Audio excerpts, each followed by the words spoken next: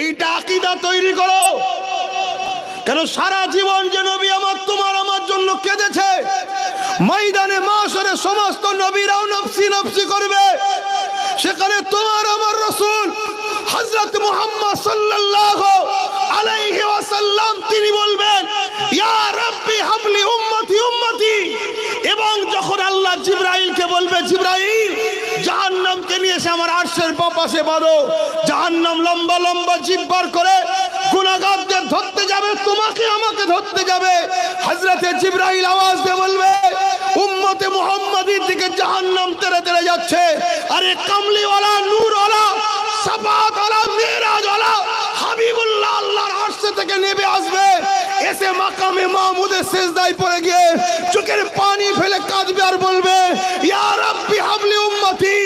এত তারিফ প্রশংসা আল্লাহর করবে, আল্লাহ খুশি হয়ে যে বলবে হাবিব আজ তো সেই দিন, ওয়ালা সাউফা ইউতিকা রাব্বুকা ফাতারদা, আজ আপনার দোয়া কবুলের দিন। কি চান বলেন?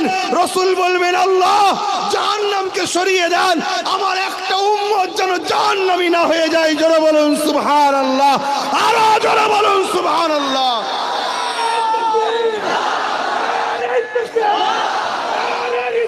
ইয়া রাসূলুল্লাহ, যাদের পিছনে সময় দিয়ে বেড়াচ্ছ, যাদের টাকে পিছু পিছু ঘুরে বেড়াচ্ছ, হয়তো একটু বিরিয়ানি দুটো মুরগি পাবে, 200-500 টাকা পাবে, এছাড়া আর কিছু পাবে না।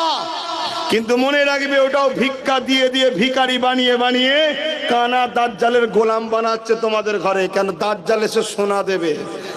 আজকে আলু পটল নিয়েই ভিখারি অভ্যেস হয়ে গেছে, সোনা দিলে ছাড়বে নাকি ভাই?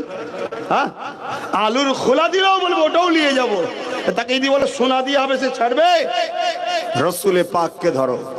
আমার একটাই মেসেজ, আমার নবীকে ধরো, আমার নবীকে পিয়ার করো, নবীর জীবনী ফলো করো, নবীকে মহব্বত করো, রাসূলুল্লাহর দ্বীনকে মজবুত করে ধরো। নবী পাক বলেছে আমার উম্মত তোরা আমাকে যারা মানিস আমি তোদের কাছে 3টে জিনিস রেখে গেলাম। প্রথম নম্বর কিতাবুল্লাহ, আল্লাহ পাকের কালাম। দ্বিতীয় নম্বর সুন্নতে রাসূলি, আমি নবী আমার সুন্নত। 3 নম্বর আহলে বাইতি, আমি নবী আমার বাহাল, আমার পরিবার, আমার খানদান, আমার বংশধর। এই 3টে রেখে গেলাম।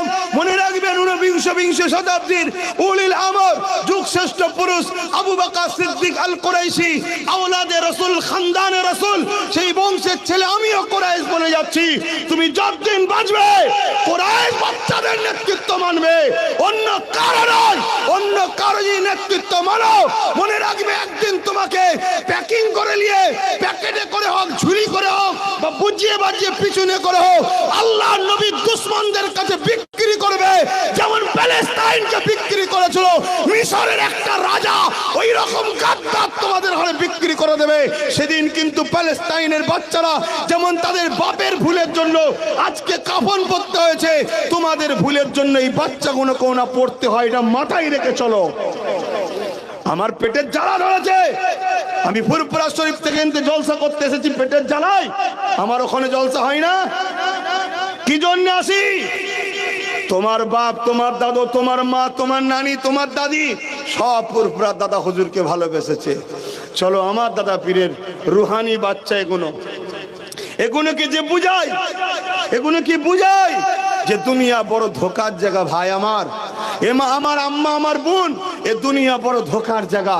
আমার আব্বা জান, এ দুনিয়া বড় ধোকার জায়গা। একদল প্রকাশ্য তারা করবে আর একদল আদর করে ঘরে ভরবে। মনে রাখবে প্রকাশ্য তারা যে করছে ও ধরলে তোমায় মেরে ফেলবে, যে আদর করে ঘরে ঢুকিয়েছে এও তোমাকে তালা ভরে তোমাকে শুকিয়ে শুকিয়েই মারছে। অতএব মনে রাখবে তোমার আমার জন্য আমেনার লাল ছাড়া দ্বিতীয় কোনো বিকল্প নাই। সেই রাসূলুল্লাহকে ধরো। নবীর পক্ষে যারা মেসেজ দেয়, নবীর পক্ষে যারা কাজ করে, তাদের পিছনে ঘোরো, তাদের পিছনে যাও, তাদেরকে ডাকো।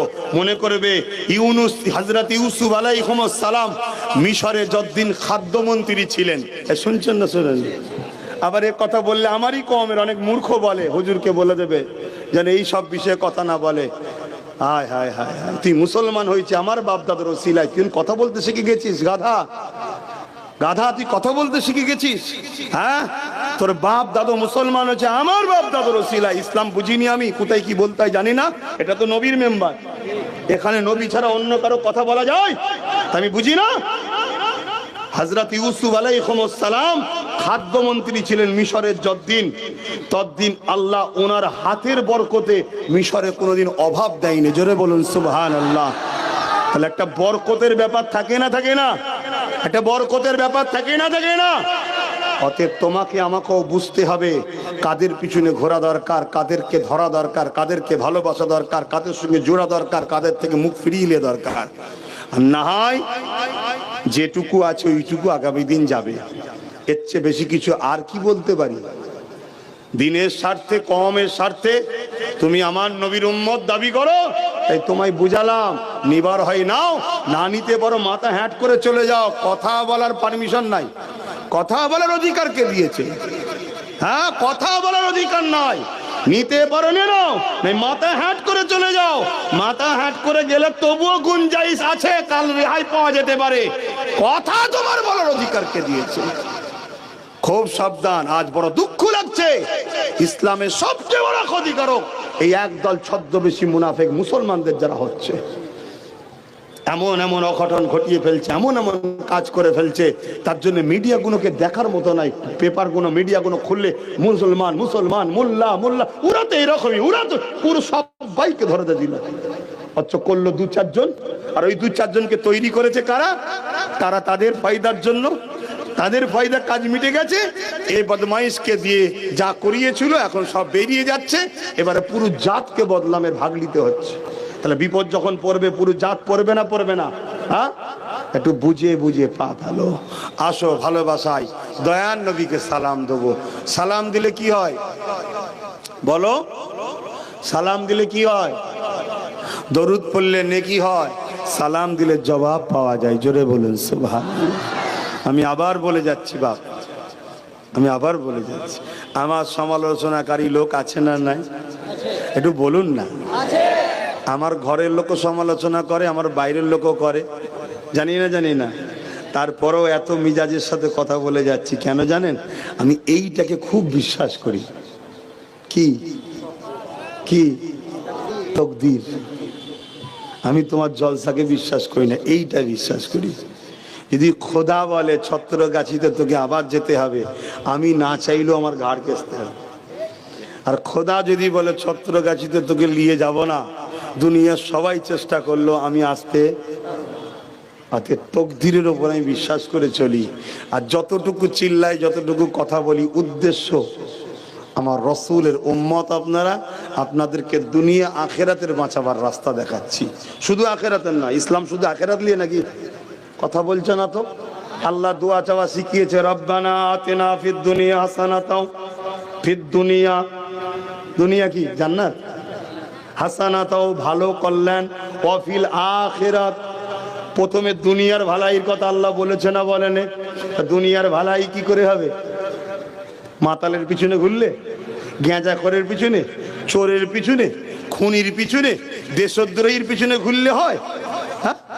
দুনিয়ার ভালাই হবে খোদা প্রেমিক, আল্লাহ প্রেমিকের পিছনে ঘুরলে হবে। জোরে বলুন সুবহানাল্লাহ। তো প্রিয় দর্শক ও শ্রোতা মণ্ডলী, এতক্ষণ ধরে যে ভিডিওটি দেখেছেন সেই ভিডিওর বিষয়ে আপনার যদি কোনো মতামত থাকে সেটি কমেন্ট বক্সে কমেন্ট করুন, আর ভিডিওটি বেশি বেশি শেয়ার করুন। তো বন্ধুরা, আজকের ভিডিওতে এই পর্যন্ত, দেখা হচ্ছে আগামী ভিডিওতে ইনশাআল্লাহ।